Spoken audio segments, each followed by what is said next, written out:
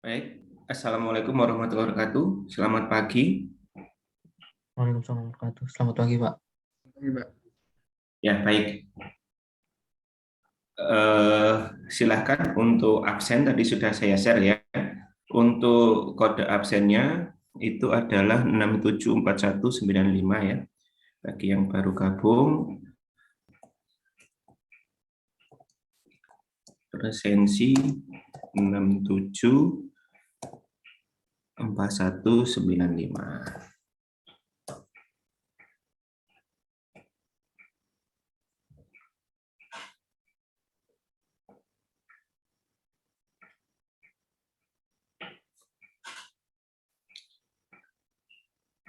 Baik, eh, untuk kuliah kali ini kita adakan secara online dahulu, ya dikarenakan kondisi saat ini masih masih terjadi kenaikan terus di sekitar kita. Bukan berarti nanti seterusnya online, namun nanti kita akan menyesuaikan dengan kondisi di lapangan seperti apa. Karena ya kita lebih, kalau saya prinsip saya lebih baik eh, mencegah daripada nanti terjadi hal-hal yang tidak diinginkan, lebih panjang penanganannya. Yang pertama itu, kemudian yang kedua mengenai efektivitas kuliah. Ada mata kuliah yang memang kurang efektif bila dilakukan secara online. Misalnya mata kuliah yang bersifat praktikum atau mungkin mata kuliah di jurusan lain yang memang dibutuhkan harus hadir offline, seperti misalkan di jurusan sipil itu ada mata kuliah beton. Nah, seperti itu kan harus secara virtual agak sulit ya, seperti misalkan di mesin itu praktikum dalam permesinan itu juga agak sulit, dan itu memang harus offline kalaupun kondisi tidak seperti saat dulu, saat PPKM level 4 pun ya harus dilakukan satu mekanisme yang bisa dilakukan secara offline. Jadi artinya itu berdasarkan efektivitas. Nah, untuk kuliah di tempat kita, khususnya mata kuliah graf dan otomata, ini selama kita kuliahnya ini memang benar-benar kuliah dengan kuliah yang sebenarnya antara online dan offline itu tidak berbeda signifikan, sehingga dengan menempatkan prinsip bahwa kesehatan dan keselamatan ini yang paling utama tanpa mengabaikan yang lain, maka untuk hari ini saya mohon izin untuk dilakukan secara online dahulu. Seperti itu. Kemudian mengenai SOP protokol pelaksanaan kuliah hibrid atau offline, ya, yang memungkinkan ini hibrid karena kelas kita mahasiswanya lebih dari 30, dan kapasitas kelas itu kalau di tempat kelas kita, di ruangan kita maksudnya, di ruangan kita itu kalau tidak salah itu kapasitasnya itu 22, nanti saya lihat lagi, intinya 20 sekian. Artinya ada hybrid, harus di-split antara yang di ruangan secara offline ataupun yang berada di di rumah, karena kapasitas kelas tidak memungkinkan. Saya kemarin mencoba untuk TGO kelas E. Ya, TGO kelas E itu sangat, ya protokol sudah diterapkan, tetap kita terapkan, namun kapasitasnya memang perlu dikurangi untuk yang di kelas. Sehingga kemarin kursinya saya majukan sampai di depan papan tulis itu untuk bisa berjarak. Ya, jadi kesimpulannya kalau memang dilakukan secara hybrid, ya itu yang hadir separuh dari kelas. Ya, nanti kita akan membuat kelompok ketika nanti offline atau hybrid, Itu nanti akan bergantian antara yang datang sama yang di rumah. Jadi seperti itu. Ketika semuanya diminta datang, itu nanti kondisinya akan tidak memungkinkan. Jadi makanya untuk hari pertama ini saya sampaikan secara online dulu sebelum kita nanti mengatur mekanisme di internal kita, di khusus kelas kita. Bagaimana ketika kuliah dilakukan secara hybrid. Baik, saya tadi menyampaikan bahwa efektivitas kuliah offline dengan online untuk mata kuliah kita, teori graf dan untuk mata ini tidak begitu signifikan antara dilakukan online sama offline. Tapi ada catatan yang perlu diketahui, ya. Catatannya adalah Anda memang benar-benar kuliah. Jangan sampai Anda tidak kuliah secara benar, secara online secara benar, kemudian yang disalahkan online tidak efektif. Contohnya apa? Kuliah sambil nonton TV, kuliah sambil tiduran, kuliah sambil di jalan, ya itu pasti nggak efektif. Ya, pasti nggak efektif ya. Jangan yang disalahkan online-nya. Gitu. Jadi jangan yang disalahkan online-nya. Online nggak efektif. Nah, yang nggak efektif cara Anda untuk belajar secara online. Yang namanya Anda kuliah online ya harus di depan meja, posisi seperti di kelas.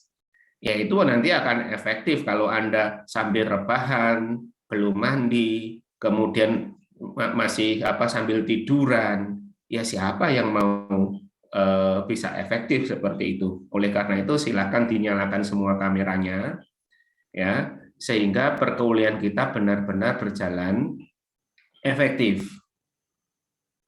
Karena di kota Surabaya saat ini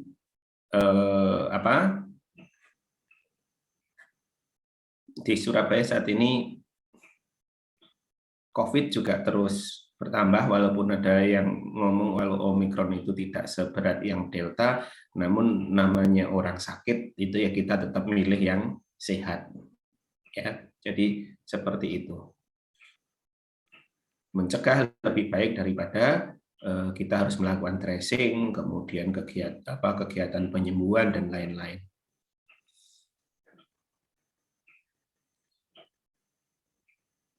Silahkan dinyalakan. Jadi ada yang berkomentar online nggak efektif. Ya nggak efektif kalau saya lihat cara kita belajar.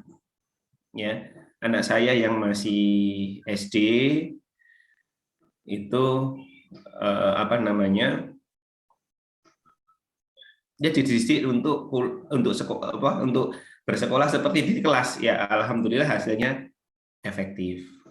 Jadi antara online dan offline, kalau saya tanyakan yang Andrea pernah online, pernah offline, ya sama saja hasil yang didapat, gitu ya.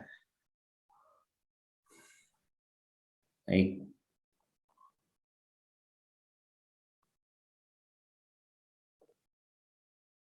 Oke.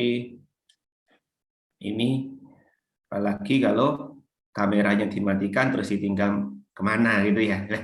Itu diminta efektif dari mana gitu ya. Jadi yang disalahkan online-nya, bukan Anda cara kuliahnya yang memang tidak efektif. Gitu. Ini ada Putu Ravindra, ada Afifan, ada Zahrotul, ada Noveli, Ramadan Arif, ada Arif. Silahkan. Saya permudah hari ini untuk tidak hadir di kampus, tapi perkuliahan harus tetap jalan dan tujuan pembelajaran kita tetap tercapai. Jadi jangan kata sudah dipermudah menggunakan online terus kita sendiri tidak tidak menerapkan cara belajar yang efektif juga gitu.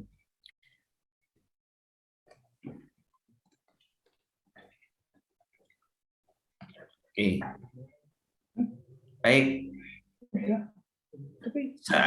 Selanjutnya Anda baiknya juga membaca, mestinya juga sudah dapat surat edaran ini ya dari IPS.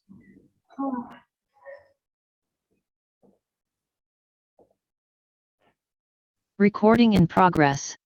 Baik, sebelum melakukan kuliah hybrid nantinya jika kita kondisi sudah lebih baik, ya jika sudah dilakukan secara hybrid, baiknya Anda membaca ini, karena saya kemarin mengadakan kelas, ternyata ada mahasiswa yang takut untuk menyampaikan bahwa atau tidak tahu mekanisme prosedurnya, bahwa dia kondisinya tidak sehat. Ya, saya minta untuk yang tidak sehat di rumah saja. Ya, sambil entah itu sakit apapun, itu di rumah, ya nanti izin ataupun jika tidak memungkinkan bisa mengikuti melalui hybrid, ya silahkan, melalui online maksud saya. Jadi untuk mahasiswa yang mengikuti kelas offline itu Anda harus mematuhi peraturan atau SOP seperti ini. Mahasiswa mengupload surat pernyataan orang tua ke MyITS Tajen Connect dengan form yang telah disediakan. Kalau ini bagian administrasi ya silahkan dilengkapi. Saya sendiri juga formnya belum pernah mendownload atau belum pernah membaca, tapi silahkan diisi karena itu sudah merupakan prosedur di masa pandemi ini. Mahasiswa tidak memiliki penyakit penyerta atau komorbid. Nah, kalau yang ada ya berarti online.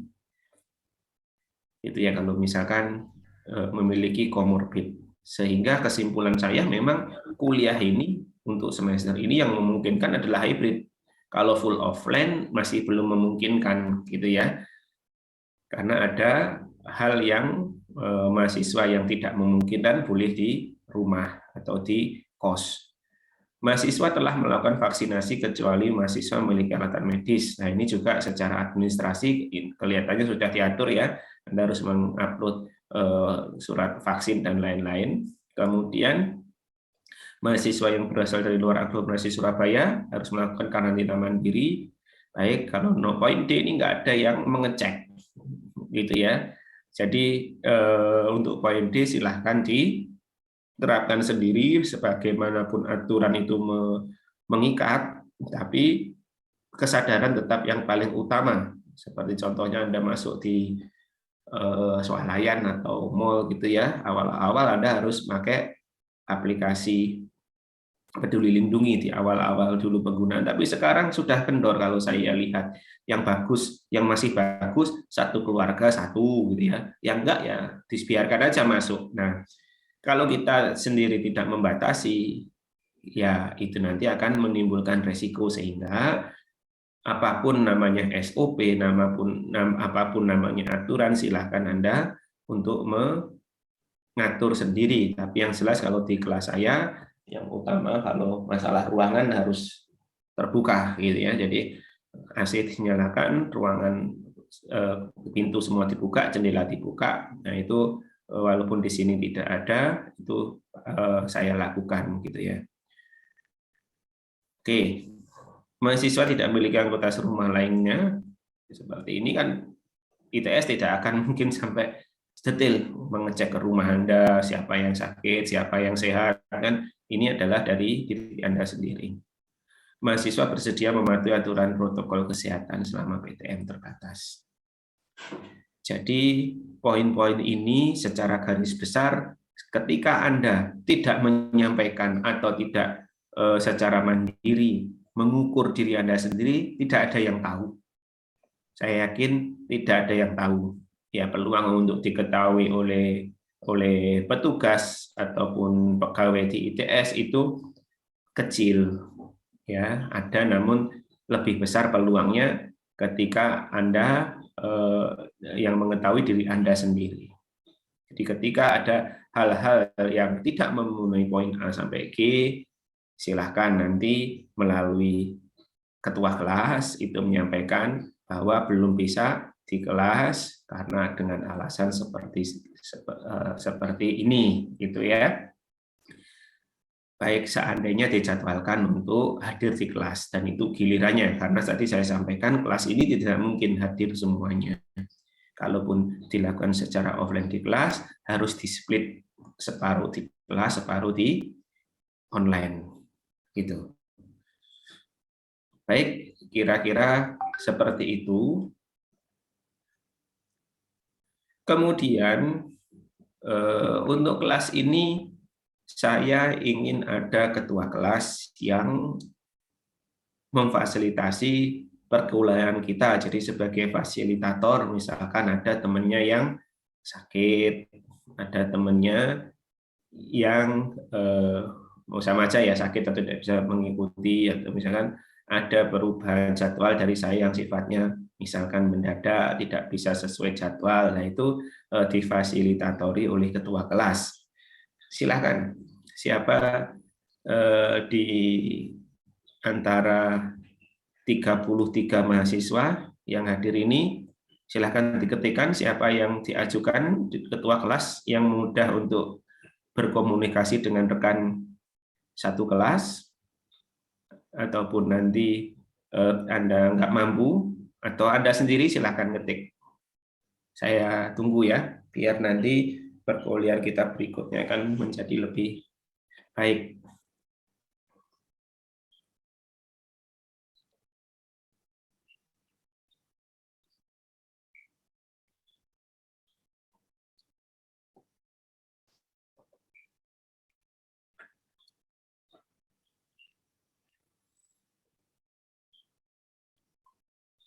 Siapa? Jadi biar efektif ya, seperti di kelas. Jadi biasanya siapa itu langsung ini Pak gitu ya, atau siapa gitu. Halo, apakah suara saya tidak bisa didengar?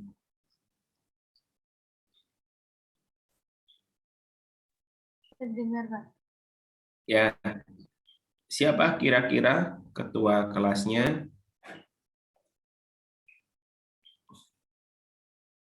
Ini angkatan 2000, yang banyak angkatan berapa? 2008, 2019 atau 2020?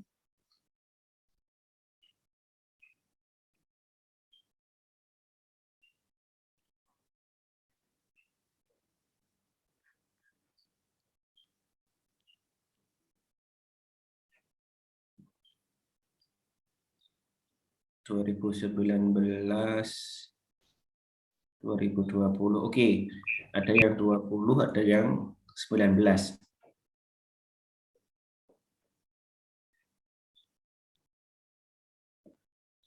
Baik, siapa? Nanti angkatan berapapun nggak masalah, silahkan buat grup atau apalah ya antar. Ini karena melibatkan lebih dari satu angkatan ya, jadi yang bisa menjembatani 2 angkatan.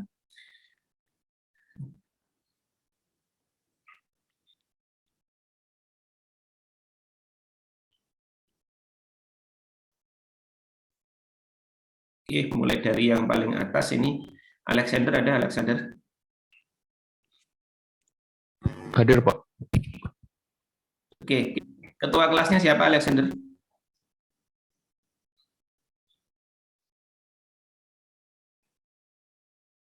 Mungkin dari angkatan 19 saja, Pak, menurut saya. Ya, kalau kamu menyebutkan nama siapa, saya butuh 1 nama.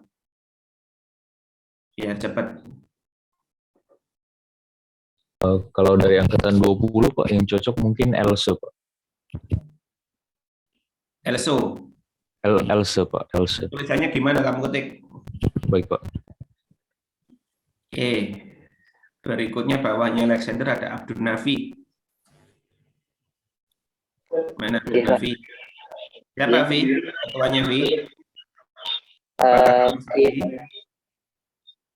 Untuk angkatan saya Dewangga, Pak. Dewangga. Baik. Saya butuh 1 nama lagi, Afifah. Mana Afifah? Iya, Pak. Oke. Siapa Afifah? Apakah kamu saya sendiri barangkali? enggak, Pak. Saya menyarankan Dewangga, Pak. Dewangga, baik. Baik, berarti muncul 2 nama, ada Else, ada Dewangga. Siapa yang setuju Else? Diacungkan tangan, raise hand.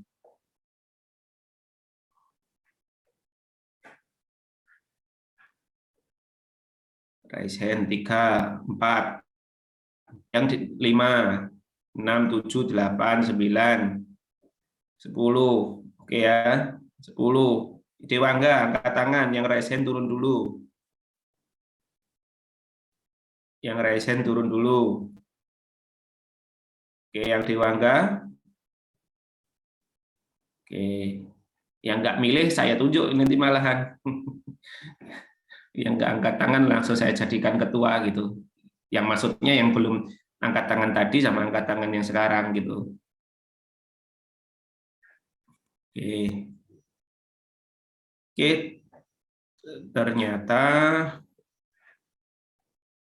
banyak yang nggak angkat tangan gitu ya kesimpulannya. 1, 2, 3, 4. Baik, kalau saya lihat di sini ada 1, 2, 3, 4, ada 20. Oke, lebih banyak Dewangga. Ada 18, 19. Nah, udah turun, silakan diturunkan sampai 0.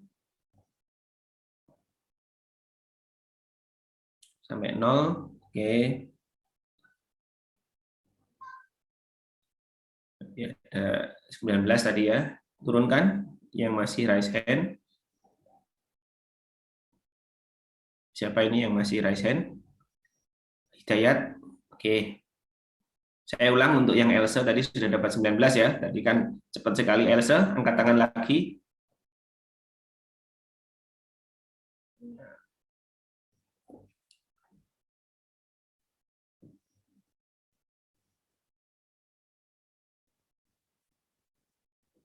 Baik, 12. Ya. Oke, silakan diturunkan jadi Dewangga ya. Dewangga, ada sekarang Dewangga, nanti takutnya anaknya nggak hadir.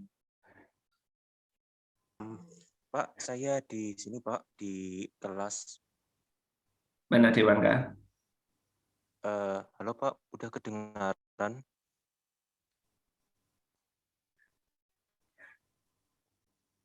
Oh ya, silakan. Ada ya Dewangga ya?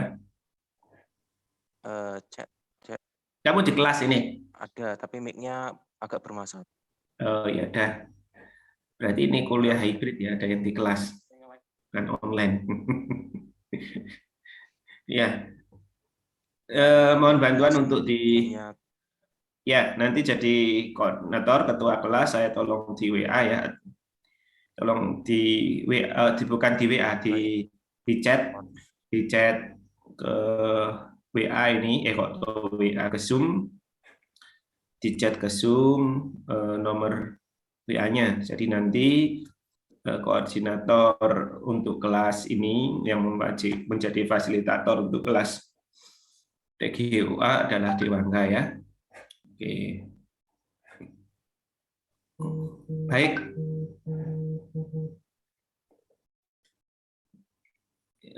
Kalau seperti itu kita sudah mendapatkan ketua kelas A ya.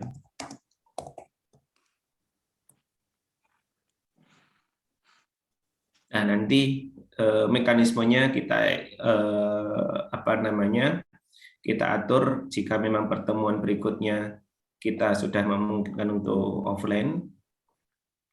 Ya, nanti kita atur mekanismenya, koordinasinya nanti kalau tidak secara langsung seperti ini, secara bersama-sama seperti ini, nanti saya dengan Dewangga. Artinya nanti seandainya offline itu harus di-split jadi 50-50 seperti itu. Baik, sekarang kita masuk ke mata kuliah TGU. Sebelum saya lanjut, ada yang ditanyakan mungkin?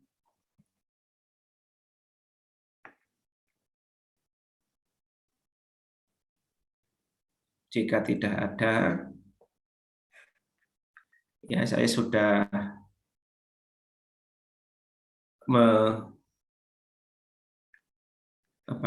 menaruh beberapa materi di Classroom. Jadi mulai dari rancangan pembelajaran ini saya tampilkan, bisa terlihat ya di layar masing-masing.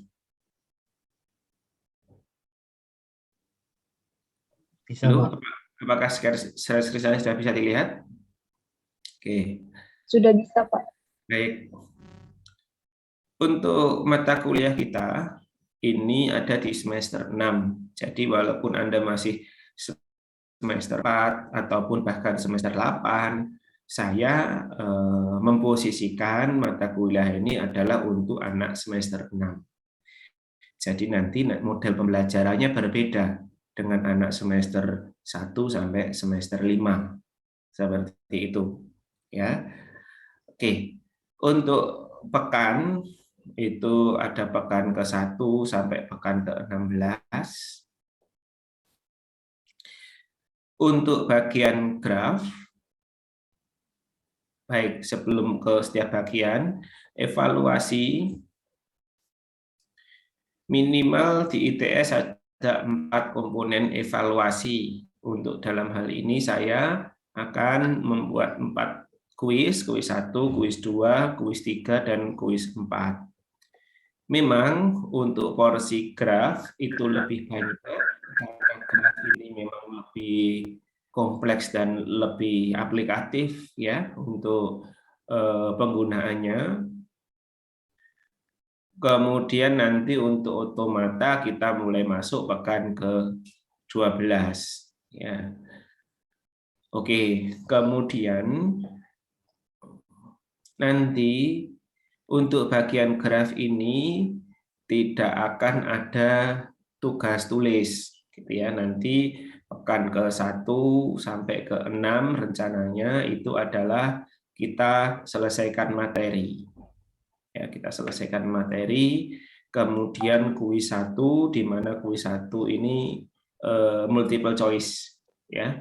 Soalnya multiple choice, ujian tulis multiple choice, nanti Anda akan 1 kali ujian tulis di sini. Nah, namun antara pekan 1 sampai pekan ke-6 nanti mulai hari ini Anda sudah menyiapkan kelompok ya. Pembentukan kelompok, 1 kelompok maksimal 4 orang. Jadi kalau pas dibagi 4, kelas ini dibagi 4 itu tidak ada sisa, atau habis dibagi 4 ya berarti 4 semua, tapi kalau tidak ya berarti ada yang sebagian tidak. Bagi yang di kelas mungkin mic-nya di mute ya. Jadi tolong mic-nya di mute ya. Kemudian jadi Anda nanti akan mulai pekan ini silakan membentuk kelompok, 1 kelompok maksimal 4 orang. Oke. Kemudian karena ini untuk anak semester 6 itu apa sih yang mulai direncanakan? Yang mulai direncanakan itu mulai ngurusi pra-TA, kemudian TA, karena bagi yang ingin lulus 7 semester gitu ya, semester depan sudah harus menyelesaikan tugas akhir. Beda sama anak yang di bawah semester 6, semester 1 sampai semester 5. Ya ini orientasinya masih belum ke arah tugas akhir. Seperti itu. Jadi mata kuliah ini akan lebih efektif jika saya arahkan ke sana. Ya, saya arahkan ke sana pemanasan lah ya. Kalau topik TA terserah mau apapun boleh, tidak harus graf. Kalau ini studi kasus saja. Jadi makanya untuk konsep mata kuliah TGU ini nanti kelompok ini ngapain? Nggak ada tugas tadi infonya Pak. Tugas tulis nggak ada, tapi tugas Anda adalah mencari karya tulis tentang graf. Jadi karya tulis itu macam-macam. Ada yang modelnya seperti buku, kemudian ada paper pun juga ada paper seminar, kemudian paper jurnal. Nah, itu Anda silakan mencari ya yang terkait dengan graf. Baik. Kemudian untuk paper atau karya tulis yang terkait tentang graf itu nanti akan mulai pekan kedua Anda akan sudah mencari, nanti setelah kuliah antara pekan 1 sampai 6 bisa didiskusikan atau ditanyakan atau kita buat sesi khusus untuk melihat masalah bobot. Untuk karya tulis syaratnya paling tua atau paling paling lama itu 5 tahun ke belakang, jadi paling lama itu tahun 2017. Jadi yang cari 2017 ke atas. Ya, cari Anda kalau diakses di kampus kan bisa untuk misalkan ini mencari dari IEEE, ya IEEE ya, atau dari Science Direct yang terkait graf, banyak sekali di sana. Ya, kemudian nanti kita diskusikan memenuhi enggak. Memenuhi itu bukan berarti tidak memenuhi bukan berarti oh ini terlalu mudah. Tidak, saya justru ingin mencari yang level ringan sama sedang. Biasanya itu mulai dari short respect, kemudian traveling salesman problem, hal-hal yang kayak gitu terkait dengan PET gitu ya. Traveling salesman problem itu. Ya, itu levelnya biasanya sedang dan ringan dan sedang. Kalau levelnya yang berat ya nanti saya minta untuk nyari yang levelnya yang ringan atau sedang. Ya, jadi seperti itu. Nah, apa yang Anda kerjakan nanti sambil saya menerangkan masalah teori dari graf, nanti pekan ke-8 Anda mengumpulkan draft karya tulis tentang graf. Jadi apa ini maksudnya? Karya tulis orang lain yang umumnya dalam bahasa Inggris, Anda tulis dengan bahasa Anda sendiri. Anda tulis dengan bahasa Anda sendiri, nanti formatnya saya gunakan format POMID saja. POMID itu jurnal mahasiswa ITS yang untuk syarat TA itu ya. Jadi nanti tidak sendiri, tapi dikerjakan berempat. Jadi sambil Anda mempersiapkan TA. Kemudian draft ya nanti kan dikumpulkan, saya komentari mana yang perlu direvisi, mana yang sudah cukup. Nanti pekan ke-9 final dari karya tulis itu dikumpulkan. Ini saya anggap sebagai nilai kuis 2. Berarti bentuknya format doc atau Word ya. Kemudian kuis 3 itu adalah presentasi. Kalau yang tadi 2 itu dikumpulkan, kemudian Anda presentasikan. Kalau presentasi ini berarti kan formatnya ya file presentasi ya, PowerPoint atau sejenisnya. Jadi nanti Anda presentasikan, ini saya kasih waktu 2 pekan, pekan 10, pekan 11. Ini nanti saya ambil sebagai nilai kuis 3. Jadi kuis 2 itu formatnya itu adalah doc atau Word, kuis 3 itu PowerPoint. Jadi saya ambil di situ. Setelah itu kita masuk ke bagian otomata. Untuk otomata itu nanti baru ada tugas tulis ya. Ceramah, diskusi, tugas, setiap kuliah nanti ada tugasnya, tapi yang graf ini nggak ada. Tugasnya adalah Anda karya tulis tadi ya. Tugas, kemudian nanti ditutup di kuis 4 ujian tulis. Ya, komponen penilaiannya 4, kuis 1, kuis 2, kuis 3, kuis 4. Nah, kalau tugasnya Pak, tugas yang ada di sini itu nanti saya include-kan ke kuis untuk nilainya. Kuis 4 maksudnya. Jadi seperti itu. Nah, untuk persentase ada yang tanya, persentasenya bagaimana? Nah, kalau kuisnya ada 4, berarti ya bobotnya kurang lebihnya masing-masing 25%. Jadi kuis 1 25%, kuis 2 25%, kuis 3 25%, kuis 4 25%. Loh, kenapa Bapak kok bilang kurang lebih? Karena saya ketika mengolah nilai itu juga melihat kemampuan mahasiswa. Artinya ketika satu kuis itu menganggap bahwa bobotnya atau banyak yang tidak bisa, ini biasanya yang kuis tulis semua ya soalnya, ya itu nanti biasanya persentasenya saya turunkan agar nilainya itu tidak terlalu jelek. Jadi ketika ada mahasiswa itu WA saya minta transparansi, ya saya berikan nilai apa adanya gitu ya. Namun yang perlu diketahui untuk persentase itu seperti itu. Ya, jadi yang saya berikan di nilai final sisa itu pasti sudah nilai yang setelah melakukan pertimbangan-pertimbangan hal seperti itu. Ya, jadi bisa jadi pada saat transparansi dapat, kalau misalkan letter lock seperti itu dapat apa namanya, nilai Anda muncul AB ketika minta transparansi, itu justru sebenarnya nilainya itu B gitu loh, maksud saya. Jadi memang semuanya melihat kondisi kemampuan di lapangan. Seperti itu. Baik. Mungkin dari perencanaan perkuliahan ada yang ditanyakan sebelum saya lanjutkan.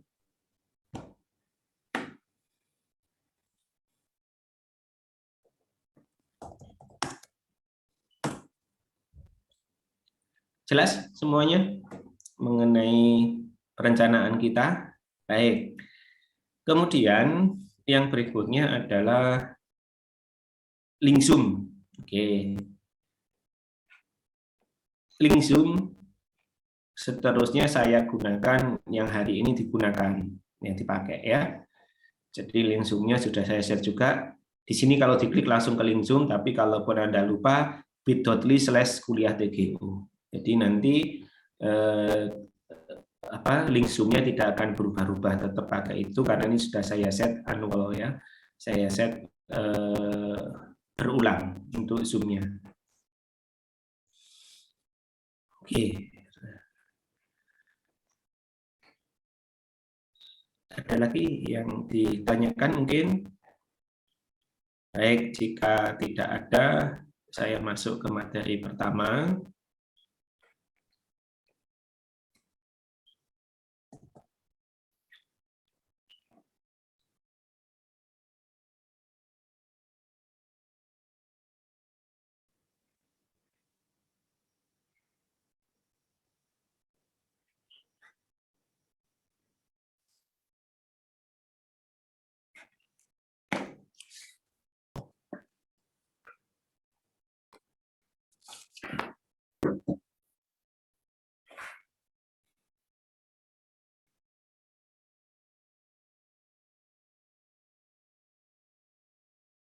Oke, kita masuk ke pertemuan pertama tentang pengertian graf. Ini nanti yang akan kita pelajari, pengertian dan definisi graf, simbol graf, subgraf, undirected dan directed graf, vertex degree, pad dan lintasan, pad atau lintasan, connection, isomorphism.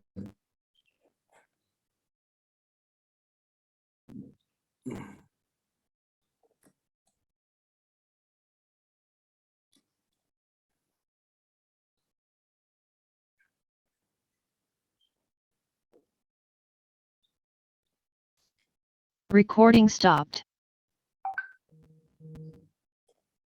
Sebentar ya.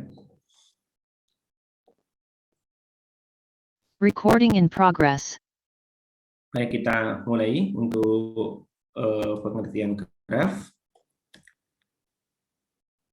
Mulai pengertian sampai isomorphism nanti ya. Secara sederhana seperti ini, graf itu adalah kumpulan titik yang dihubungkan oleh garis. Jadi ada titik, ada garis. Ya. Jadi sesuatu yang titik-titik dihubungkan garis itu adalah graf. Nah, kalau tree, Pak, tree itu kan juga titik dihubungkan garis. Benar. Tree itu adalah graf khusus ya. Namanya acyclic graph, graf yang tidak memiliki cycle. Nah, kita nanti ada bab khusus terkait dengan tree ya. Secara matematis graf adalah pasangan himpunan V, E, jadi terdiri dari dua himpunan V dan himpunan E, di mana V adalah himpunan tak kosong yang memiliki elemen disebut vertices. Ya. Vertices kalau banyak, kalau satu vertex. Ya, kita biasanya ngomongnya vertex karena bahasa Indonesia kan jamak sama satu biasanya vertex. Nah, kita biasanya ngomongnya jadi vertex saja gitu ya. Dan himpunan E maksudnya adalah kumpulan dari dua elemen subset V yang disebut sebagai edges. Kalau banyak, kalau satu namanya edge. Jadi kumpulan dari dua elemen subset V Jadi memang pasangan ya dari V itu tadi, jadi disebut sebagai edge.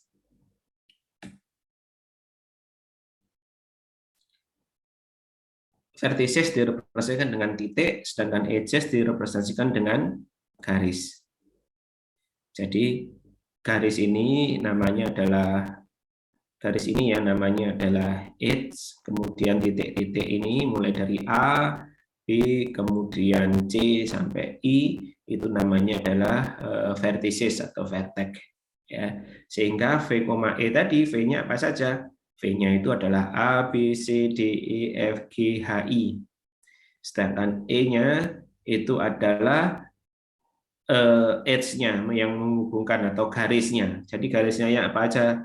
AB, ya ditulis A, B. Jadi untuk himpunan E sendiri isinya adalah himpunan juga ya, pasangan ya. AC tulis, kemudian CD, ini BD dan seterusnya. Oke. Sekarang kita masuk ke beberapa terminologi atau istilah-istilah yang perlu kita ketahui. Sebuah edge selalu memiliki dua endpoint. Ya. Misalnya edge H, I memiliki endpoint H dan I. Jadi yang ada istilah baru di sini selain vertex sama edge yaitu endpoint. Endpoint itu bisa dikatakan apa? Ujung dan pangkal satu garis atau satu edge. Ya, nah ujung sama pangkalnya itu namanya endpoint, gitu ya. Kalau Anda baca di textbook nanti akan panjang definisinya, tapi intinya endpoint itu adalah pangkal dan ujung dari garis. Ya. Graf biasanya digunakan untuk memodelkan objek diskrit dan hubungan antar objek-objek tersebut. Jadi seperti itu kegunaannya, banyak sekali. Nanti kalau ada waktu saya putarkan video untuk kegunaan dari graf.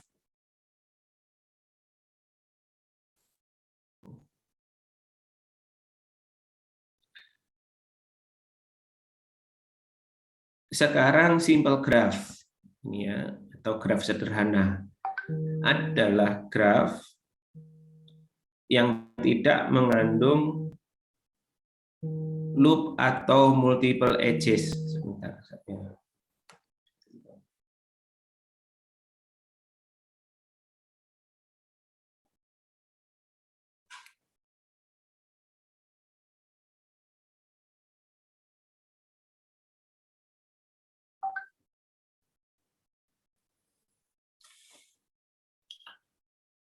Graf sederhana adalah graf yang tidak mengandung loop atau multiple edge. Apa itu loop dan multiple edge? Kalau dalam definisi, loop adalah edge yang memiliki endpoint sama. Jadi seperti ini loop. Kalau secara visual mudah ya. Tapi kalau nanti Anda sudah program gitu ya, apa ciri loop? Ya endpoint-nya sama. Misalkan ini ada titik A, B, C, D, ya berarti ini endpoint-nya C dan C. Jadi kalau ini kan A dan B, ya kan, berarti endpoint-nya C dan C. Jadi namanya loop. Sedangkan multiple edges itu contohnya seperti ini.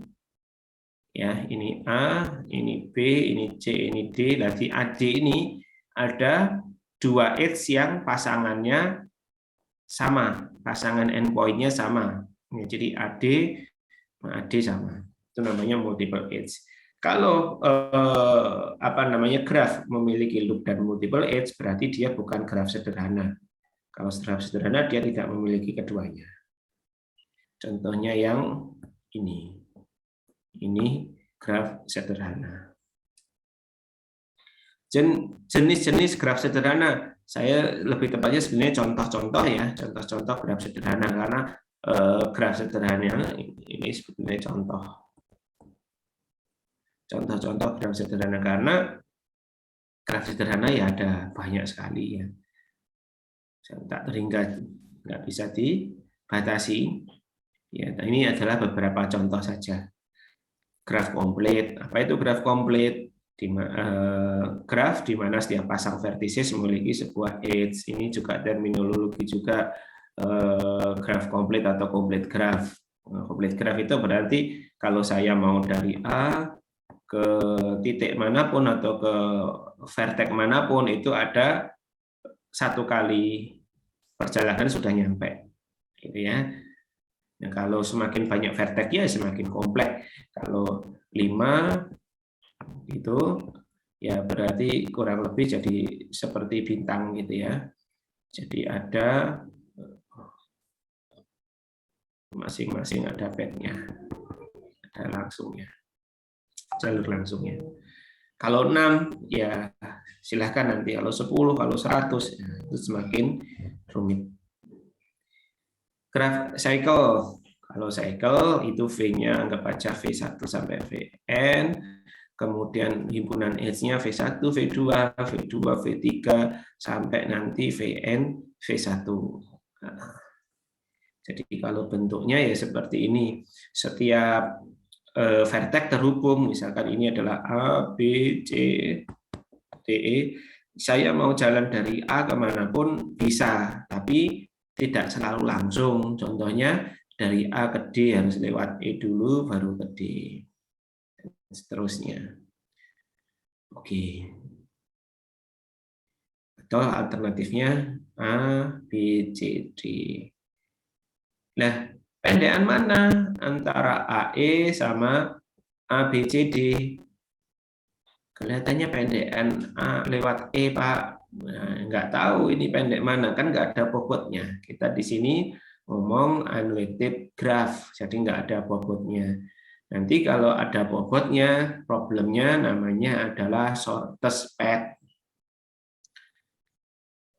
Bisa saja ini 10, tapi ini 5, ini 2, ini 3, cost-nya kan berarti lebih murah atau lebih pendek yang A, B, C, D gitu ya kalau kita ngomong jarak.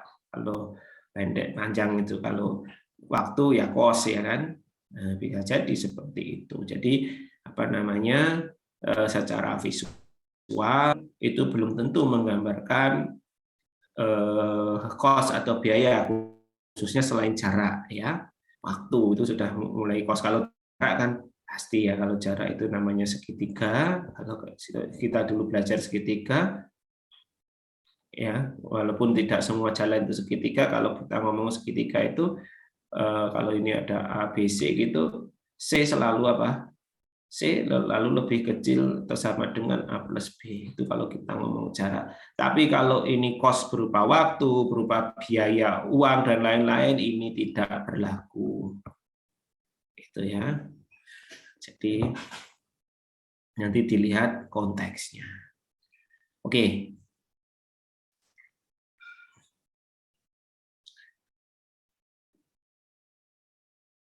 Graph wheel adalah cycle yang ditambahi sebuah vertex baru VM, di mana VM terhubung ke seluruh vertices yang ada, sehingga graph W, V,E dengan bentuk ini nanti ada M. Kalau secara visual seperti ini. Jadi graph cycle di tengahnya ada pusat atau senternya, sehingga ketika mau jalan dari satu vertex ke vertex lain maksimal ada melewati 2 edge ya, maksimal melewati 2 edge. Jadi kalau misalkan mau dari A ke C, ini misalkan F ya, AFC, AFD, AFE atau AE juga bisa. Jadi saya sampaikan maksimal melewati 2 edge ya, jadi di tengahnya ada penghubungnya. Ini contoh simple graph, yang lain banyak sekali yang tidak berbentuk secara spesial, yaitu tadi kan namanya spesial graph. Baik, sekarang konsep graph dan subgraph. Konsep graph dan subgraph itu seperti konsep himpunan dan subhimpunan atau himpunan bagian ya, subset dan set. Saya punya graf G sama graf H, vertex-nya himpunan VG, edge-nya himpunan EG untuk graf G. Ya. kemudian VH untuk himpunan vertex pada graf H, EH untuk himpunan H pada graf H. Oke. Disebut subgraf dari graf G jika dan hanya jika VH itu adalah subset dari VG, sedangkan EH itu adalah subset dari EG. Ya, karena ada himpunan vertex, ada himpunan H.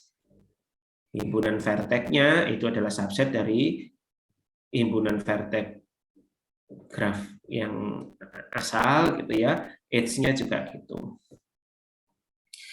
Himpunan bagian itu yang paling besar siapa? Ya dirinya sendiri gitu ya. Oke, ini contohnya graf H, ini vertexnya ya. Vertexnya ternyata himpunannya adalah dirinya sendiri untuk VH, sedangkan EG dibanding EH ini yang ada ya kan, kemudian ini ada yang nggak ada itu adalah yang bagian ini. Nah, jadi ini yang tidak ada, tapi yang ada di sisi kanan yang ada di graf H itu ada semua di sisi kiri. Itu namanya subgraf. Sehingga nanti ada apa namanya spanning tree gitu ya. Cara membuat tree dari graf ya, kita buat subgrafnya yang tidak memiliki cycle. Itu konsep dari spanning tree. Jadi nanti kita ke slide yang lain.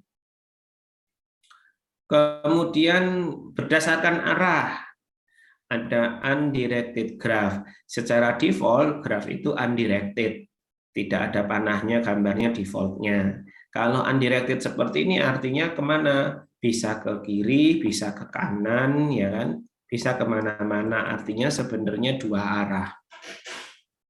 Ya sebenarnya bisa ke sana, bisa ke sana. Jadi defaultnya itu adalah undirected. Sehingga U, V untuk H yang dari vertex U menuju ke vertex V sama aja dengan V, U. Kemudian directed graph baru kalau ada panahnya itu namanya directed graph. Ini graf berarah. Jadi dari A ke B tidak berbeda dengan B ke A. Kalau ada B ke A ya ditambah lagi satu panah sini. Oke. Derajat vertex degree. Kalau saya mulai dari undirected dulu ya, yang default. Kalau undirected graph, jadi derajat itu melekat pada vertex, directed ataupun undirected, melekat pada vertex. Dihitung edge yang menyentuh dengan vertex tersebut, ya, atau incidence dengan vertex tersebut. Jika ada loop, maka degree-nya dihitung 2. Ya. Itu prinsipnya. Kalau ada loop dihitung 2. Contoh, ini yang directed ya, yang ini aja. Ini harusnya gambarnya nggak belah gini ya, tapi utuh ini. Salah milih style ya, harusnya utuh ini biar nggak membingungkan. Yang lain anggap aja gitu ya. Ini garis yang utuh. Oke, jadi degree-nya seperti ini. D itu ada 3, ya kan? D ada 3. Kemudian A degree-nya 0. Nah, nanti kalau ketemu graf dengan degree 0, ini namanya adalah isolated vertex. Maaf, ketemu vertex dengan degree 0 berarti namanya isolated vertex. Dia tidak bisa kemana-mana. Kalau misalkan sering kan kita dengar di satu kota terkena bencana kemudian terisolasi. Kalau digambarkan dengan graf ya seperti ini. Peta digraf, jadi tidak ada akses masuk ataupun keluar, itu namanya isolated vertex. Sedangkan G ini degree-nya 1 ya. Kalau degree-nya 1 itu disebut sebagai pendan vertex. Ya. Kalau yang lain tidak ada istilah ya. Jadi yang istimewa di sini kalau yang degree-nya 0 sama 1.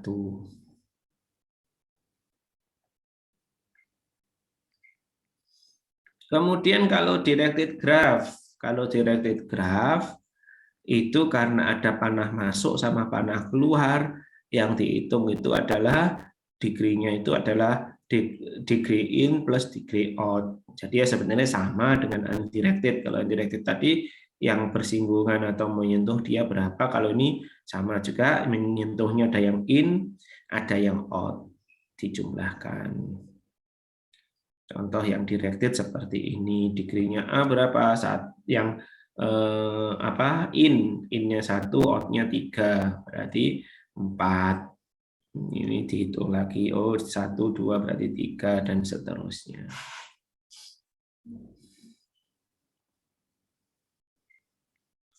Terminologi berikutnya adalah PET. PET itu adalah serangkaian vertex dengan edge. Jadi konsep di graf seperti itu. Banyak nanti studi kasus terkait PET.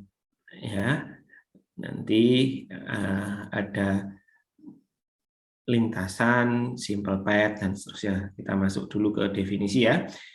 Simple PET. PET di mana semua edge dilewati 1 kali. Semua edge dilewati 1 kali. Kemudian ada close walk, ada atau cycle atau circuit, biasanya sering disebut cycle. Apa itu cycle? PET yang berawal dan berakhir pada vertex yang sama. Jadi PET yang berawal dan berakhir pada vertex yang sama. Sedangkan open walk, PET yang berawal dan berakhir pada vertex yang tidak sama. Jadi seperti itu. Lawannya cycle itu adalah open walk. Panjang PET, jumlah edge pada PET tersebut. Jika ada multiple edge, maka penulisannya adalah penggabungan antara vertex dan edge. Kita lihat contohnya, maksudnya seperti apa. Oke. Contoh.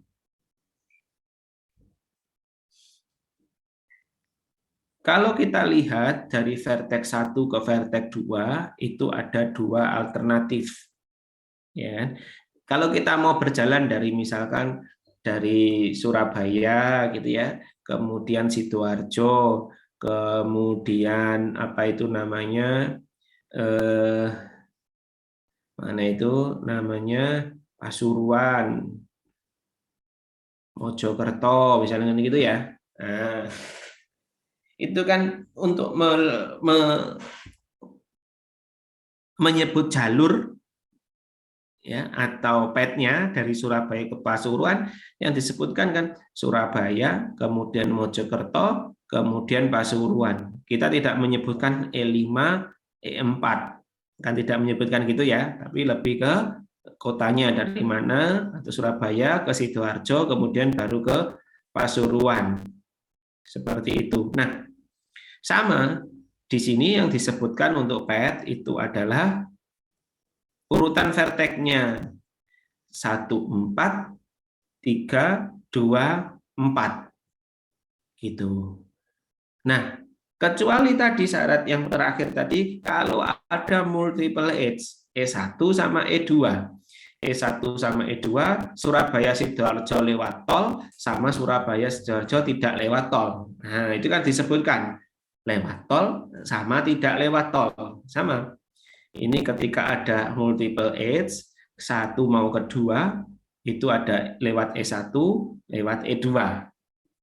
Ketika tidak disebutkan lewat mana, oh berarti jalurnya hanya ada 1, edge-nya hanya ada 1. Jadi maksudnya seperti itu.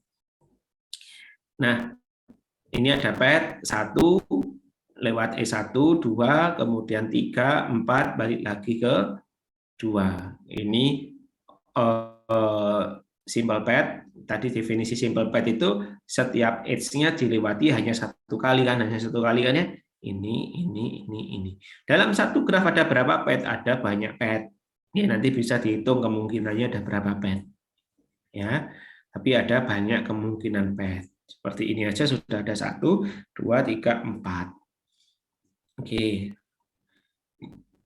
Simple path, open walk. Kenapa disebut open? Karena dari 1 tidak balik ke 1 tapi ke 2. Walaupun sebenarnya kalau ditinjau dari ini namanya adalah cycle, tapi kita tinjaunya kan dari 1, 2, 3, 4, 2. Itu namanya cycle.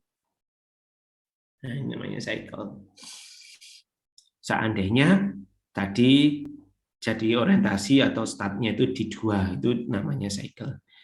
Oke, yang contohnya cycle mana? Yang contohnya cycle ini close walk ini 3, 2, 4, 3.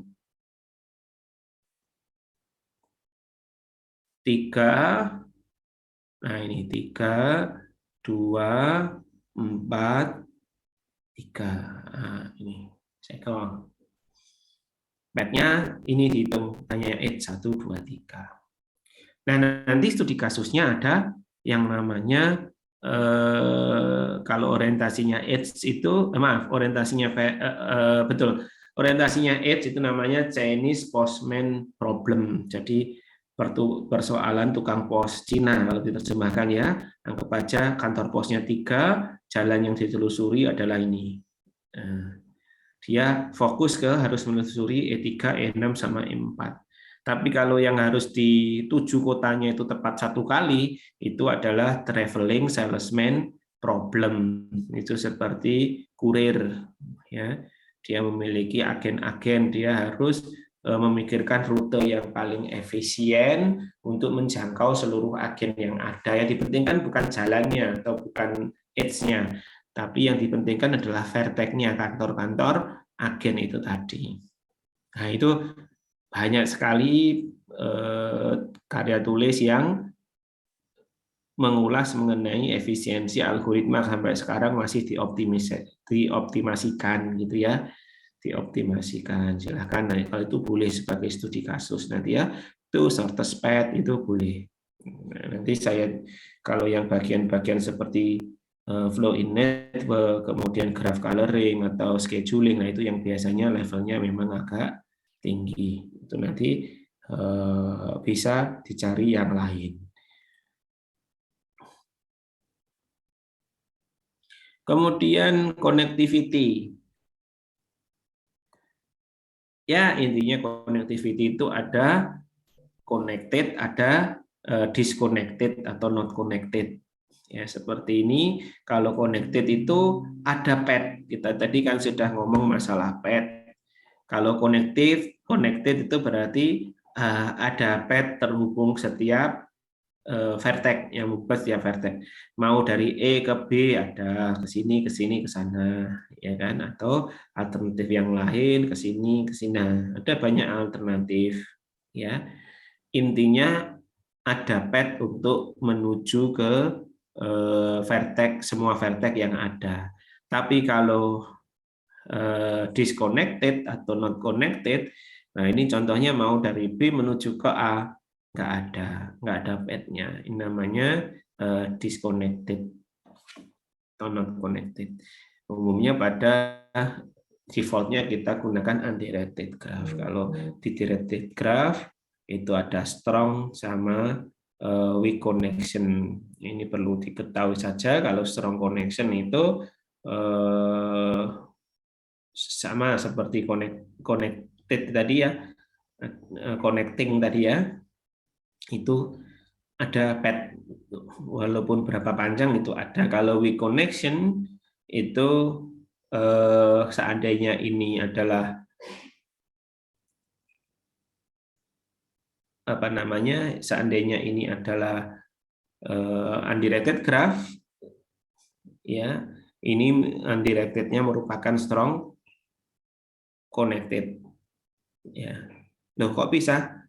undirected strong connected. Ya, undirected itu kan sebenarnya kan panah kiri kanan gitu ya.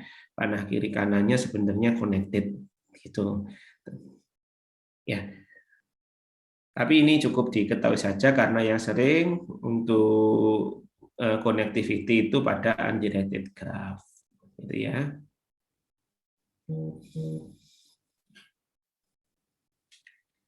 Terakhir, isomorfisme.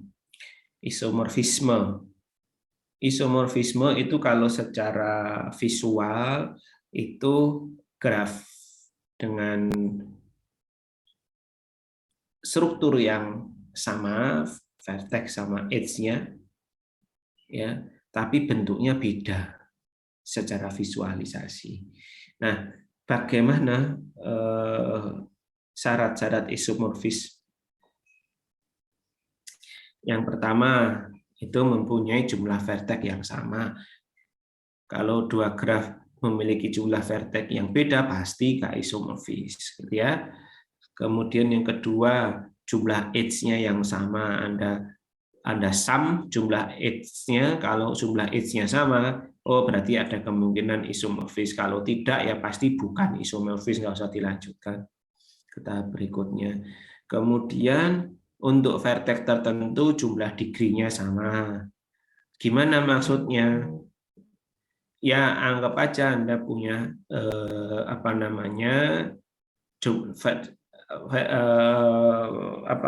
graf ABCD sama PQRS gitu ya.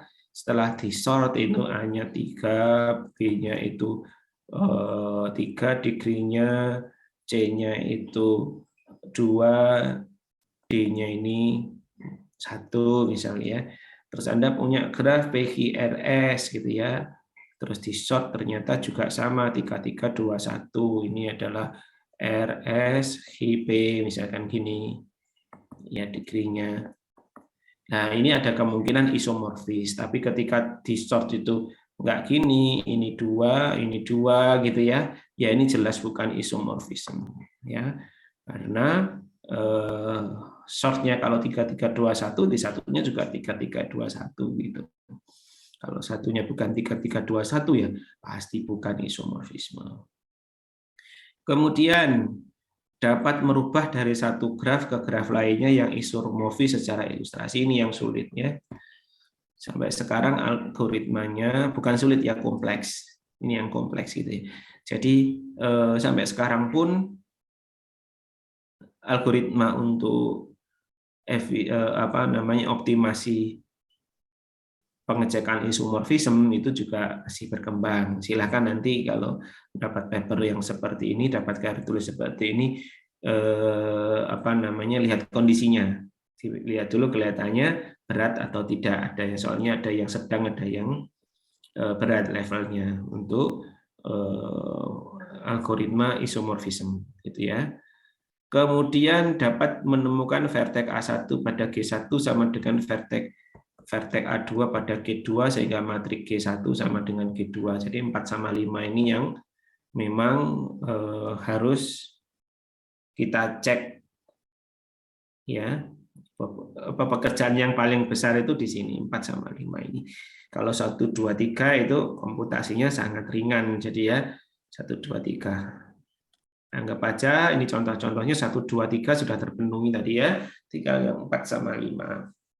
Contoh, saya punya graf G, himpunan vertex-nya V1, E1, graf H, himpunan vertex-nya V2, himpunan vertex-nya V2, himpunan H-nya E2. Gitu ya. Isomorfis kah? Ya, karena sudah ada jawaban berarti ini isomorfis ini. Oke, caranya tadi Anda harus mencari pasangannya kan ya. A itu kalau di short tadi A-nya 2, B-nya 2, C-nya 2, D-nya 2 degree-nya. Sama, ini ternyata 2 2 2 2 juga. Oke. Sekarang A itu berpasangan dengan siapa atau menuju ke mana? Ke B sama ke C. Gitu kan ya. Seandainya A ini adalah P ya, berarti P itu kemana? P ini ke R, ini ke S. Ya, berarti saya anggap bahwa apa namanya, R ini adalah berpasangan dengan C, S ini berpasangan dengan B. Gitu. C berpasangan dengan R, ini kan S itu adalah fungsi B atau pasangannya dengan B, sedangkan P itu adalah A. Kita cek apakah benar. Kalau C itu ke D dan A. C tadi kan R ya, ke A, ke P, sama ke Q. Q itu D. Oke, berarti Q itu D. Sedangkan B itu ke A sama D. B tadi adalah S. Ke A sama ke D ini. Dan seterusnya ternyata memenuhi. Ya, itu berarti isomorfisme. Seandainya ini bisa digeser gitu ya, ini kan berarti PS, B-nya kan S ya, S-nya saya bawa ke sana, nggak baca gitu ya. Kemudian ini ke sini, itu kan ini saya taruh ke atas sana ya. Ini, nah ini kan kalau dijadikan kan bisa gini. PS, QR, isomorfis. Ya. Oke, itu secara visual. Isomorfiskah? Ya, ternyata iya jawabannya. Ada dua graf G sama graf H seperti ini. Kalau kita lihat, nah, apa yang dilakukan? Yang dilakukan ini ditarik ke dalam, ini tarik ke luar sana. Jadilah ini. Oke. Isomorfiskah? Ya, apa yang dilakukan? Ini dimasukkan ke dalam sini. Sehingga jadilah seperti itu. Isomorfis. Isomorfiskah? Tidak. Karena walaupun ini verteknya sama, kemudian di sort itu juga sama degree-nya, ya, tapi secara berpasangan tidak bisa, ya. Biasanya untuk di kimia yang seperti ini, rangkaian kimia.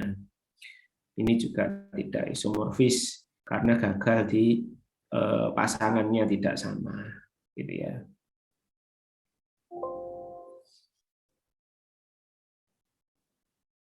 Baik, mungkin ada yang ditanyakan sebelum kita akhiri.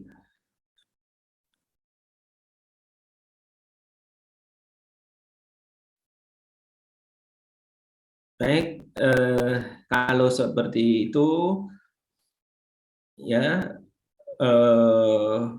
targetnya sebelum pertemuan depan sudah harus ada kelompok, satu kelompok 4 orang. Nanti saya buat linknya untuk menentukan nama kelompok. Ya, kita nanti jika ada jika kondisi telah lebih baik dan kita bisa offline, ya nanti berdasarkan kelompok itu masuknya bisa jadi nanti kelompok genap, kelompok ganjil masuk dulu, kemudian yang berikutnya kelompok genap, gitu biar tersplit antara yang online dan offline. Oke, jadi kelas kita tidak memungkinkan setelah saya lihat kemarin kondisinya untuk masuk 100% kapasitas kelas kita. Jadi kalau misalkan offline itu yang masuk separuh dan yang separuh ada di rumah nanti giliran. Ada yang ditanyakan kira-kira? Cukup jelas ya?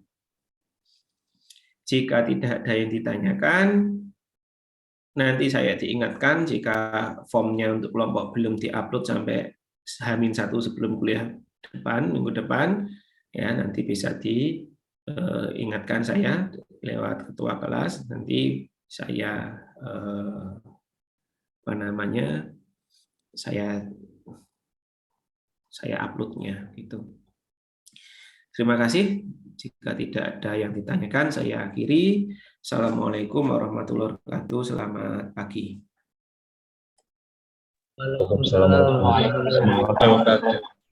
Terima kasih, Pak. Terima kasih, Pak. Selamat.